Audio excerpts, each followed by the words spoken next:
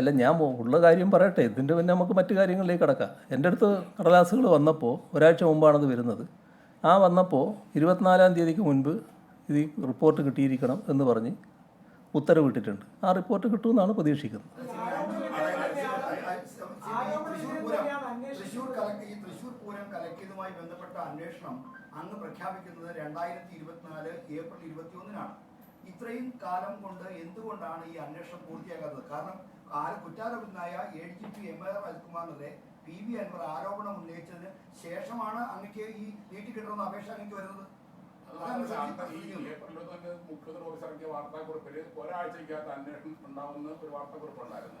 അത് സ്വാഭാവികമായിട്ട് അത് വൈകുമ്പം മുഖ്യമന്ത്രി തന്നെ ഒരാഴ്ച ഒരു മാസമെങ്കിലും കഴിയുമ്പോൾ മുഖ്യമന്ത്രി അതിനെ കുറിച്ച് തിരക്കേണ്ടതല്ലേ ഒരു ഏറ്റവും പ്രധാനപ്പെട്ട. അത് സാധാരണ നിലക്ക് ഇത്തരം കാര്യങ്ങൾ സ്വാഭാവികമായി ചോദിക്കുമല്ലോ. എന്തുകൊണ്ട് റിപ്പോർട്ട് തരുന്നില്ല എന്ന് ചോദിക്കുമല്ലോ. മുഖ്യമന്ത്രിയുടെ ഓഫീസ് ഇടപെട്ടിട്ടുണ്ട്. ഒരു സംശയം അതിൽ വേണ്ട. അതാണ് ഞാൻ പറഞ്ഞത്. ആ ഇടപെട്ട കാര്യങ്ങളെല്ലാം അറിഞ്ഞിട്ടും ഈ തെറ്റായ വാർത്ത എന്തുകൊണ്ട് കൊടുത്തു, ഈ വിവരാവകാശത്തിന് തെറ്റായ മറുപടി എന്തുകൊണ്ട് കൊടുത്തു, അതാണ് അതിൽ പ്രശ്നമായിട്ട് വന്നത്. അതാണ് അദ്ദേഹത്തിൻ്റെ മേലെ നടപടിക്കും റെഡിയാക്കിയത്.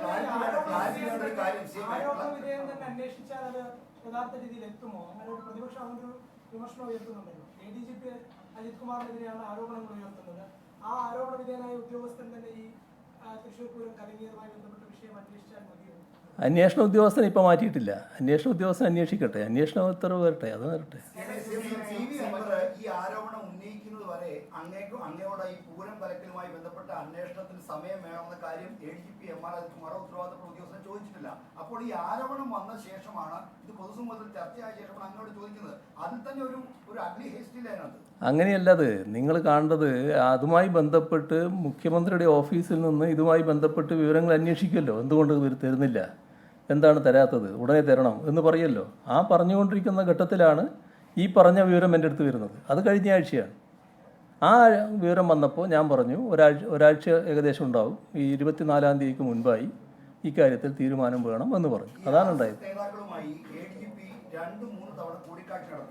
CPI സംസ്ഥാന സെക്രട്ടറി ബിനോയ് വിശ്വത്തിന്റെ ഭാഷയിൽ പറഞ്ഞത് ഊഴം വെച്ച് RSS നേതാക്കളെ കാണുകയാണ്. ഇത് എന്തുകൊണ്ട് സംഭവിക്കുന്നു? ഈ കാര്യത്തിൽ മുഖ്യമന്ത്രി ഒരു തെറ്റ് കാണുന്നില്ലേ? അതിന് എന്തുകൊണ്ട് ഇത്തരം ഒരു ഉദ്യോഗസ്ഥരെ ഒരു നടപടി അല്ലെങ്കിൽ അത്തരം ഒരു മാതൃകാപരമായ ഒരു സമീപനം സ്വീകരിക്കുന്നില്ല? മുഖ്യമന്ത്രിയുടെ അറിവില്ലാതെ അത്ര ഉയർന്ന ഒരു ഉദ്യോഗസ്ഥർ ഇങ്ങനെ RSS നേതാക്കളെ ഒന്നിനു പിറകെ ഒന്നായി കാണാൻ പറ്റുമോ?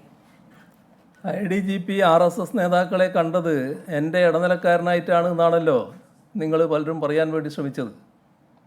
അതാണല്ലോ വസ്തുത. ഇതിൽ ഞാൻ പറയട്ടെ,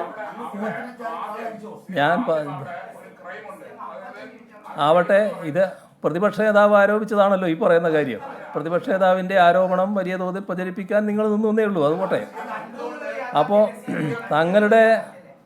തങ്ങളുടെ രാഷ്ട്രീയ താല്പര്യത്തിന് വേണ്ടി പോലീസുകാരെ പലതരം ഇടനിലകൾക്കായി ഉപയോഗിച്ചതിൻ്റെ മുൻകാല അനുഭവം വെച്ചുകൊണ്ടായിരിക്കും അദ്ദേഹം അത്തരമൊരു ആരോപണം ഉന്നയിച്ചത്. കാരണം ഞങ്ങൾക്ക് അത്തരമൊരു ശീലമില്ല. ഇപ്പോൾ രാഷ്ട്രീയ ദൗത്യവുമായി പോലീസിനെ അയക്കുന്ന പരിപാടി ഞങ്ങളുടേതല്ല.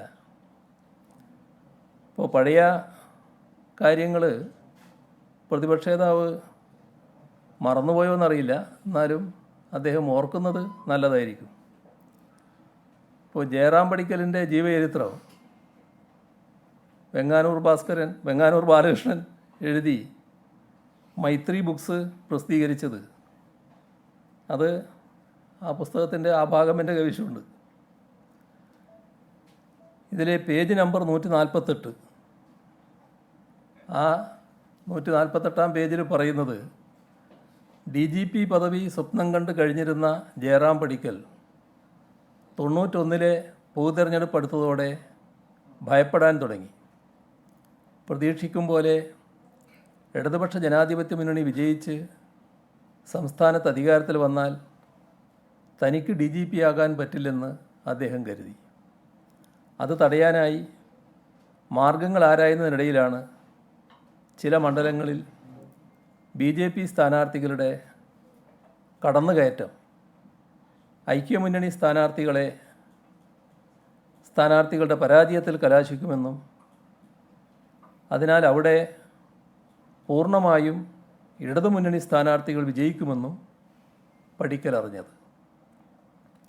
അതിൽ പരിഭ്രാന്തനായതിനിടയിലാണ് കരുണാകരനും ചില നീക്കുപോക്കുകളെക്കുറിച്ച് ആലോചിക്കുന്നത് അറിഞ്ഞത്. എന്തായിരുന്നു ആ നീക്കുപോക്കുകൾ? ഒന്ന് വിശദമാക്കാമോ? ചോദ്യം ഗ്രന്ഥകർത്താവായ വെങ്ങാനൂർ ബാലകൃഷ്ണനാണ്. അതിന് ജയറാം പടിക്കലിൻ്റെ മറുപടി ഈ പുസ്തകത്തിൽ പറയുന്നുണ്ട്. അത് ഉദ്ധരണിയാണ്. 1991 പൊതു തെരഞ്ഞെടുപ്പിൽ കേരളത്തിൽ UDF പരാജയപ്പെട്ടേക്കുമെന്ന് കരുണാകരൻ ഭയപ്പെട്ടു.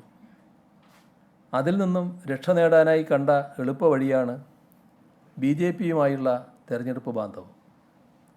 എന്നാൽ പരസ്യമായൊരു ബന്ധം കൂടാൻ ഇരു പാർട്ടിയുടെ നേതാക്കന്മാരും ഒരുക്കമായിരുന്നില്ല.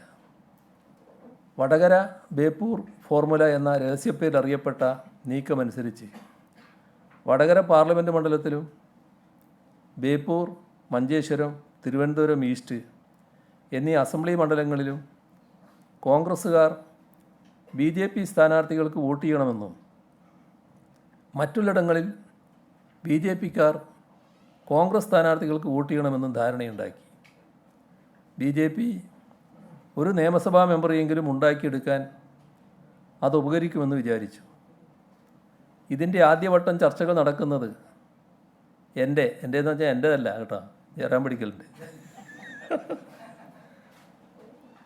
സാന്നിധ്യത്തിലായിരുന്നു. ഈ തെരഞ്ഞെടുപ്പിൽ കോൺഗ്രസ് BJPയെ പിന്തുണക്കാൻ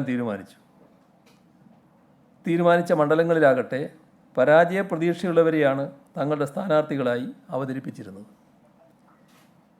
ഇനി അതിന് താഴത്തെ പാരഗ്രാഫ് കൂടി വായിക്കേണ്ടതുണ്ട്.